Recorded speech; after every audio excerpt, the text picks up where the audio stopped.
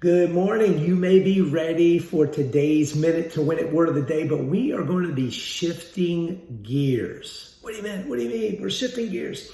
I'm going to be shifting from a Minute to Win It word of the day to every day. Going to be taking the same minute to 2 minutes to address life's big questions.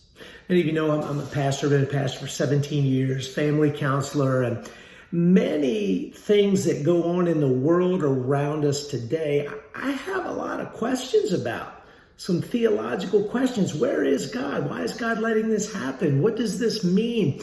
And we're going to shift gears from our Minute to Win It word of the day to answering, or even maybe just addressing, some of life's big questions. Today, I'm going to kick it off with this. This is a question that many of us ask.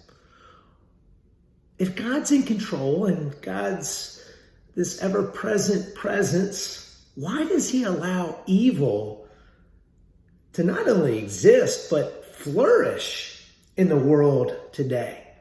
You know, September 11th, none of us will ever forget that day, where evil seemed to trump everything. Those planes crashing into the World Trade Centers and the Pentagon, and the heroic men and women that saved another plane from crashing into its target. And I don't know about you, but as a person of faith, my faith was really stretched on that day, saying, God, why did you allow evil to flourish?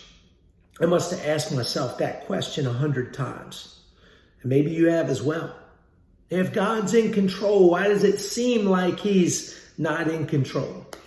Well, we don't have an exact answer as to the why, but what we need to do is hold on to the hope that God's in control. You see, evil is real. Evil is real. I don't need to sell that to anybody. You understand that? Evil is out there and evil thrives. We saw it on September 11th. We even saw it before that. Evil is so real that it cost God's son, Jesus, his life. That was evil in action on that cross. But I do know this. The Bible tells us that God works everything together for the good of those that love him. And this verse I really want to pin onto this question today is Psalm 46, 1 through 2. It says, God is our refuge and strength, and our ever-present help in trouble.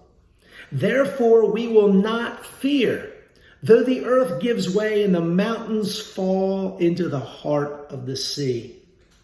The question today is this. As you reflect on what happened on 9/11 and all the other evil we see flourishing in our world today, it's real. Evil is there. Evil is real. But that doesn't mean that God's not. Question today is this. Even as evil temporarily exists and seems to flourish, is God your refuge and strength in those times of trouble? Lean not on our own understanding. In all our ways, acknowledge him. And the scripture says he will set our path straight. It's a great word, great question. Look forward to seeing you tomorrow with life's big questions. Keep up with us on our website, theedge101.com.